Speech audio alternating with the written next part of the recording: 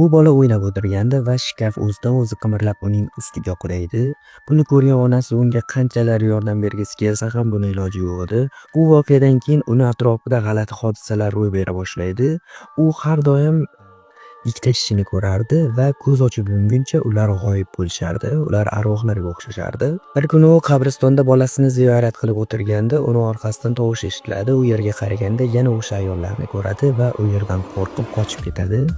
Bo'lgan ishda bolasining o'limida eri ham u ayolni ayblardi va unga umuman yaxshi muomala qilmasdi. Bir kuni eri ishdan yaxshi kayfiyatda keladi va u bilan yaxshi gaplashadi.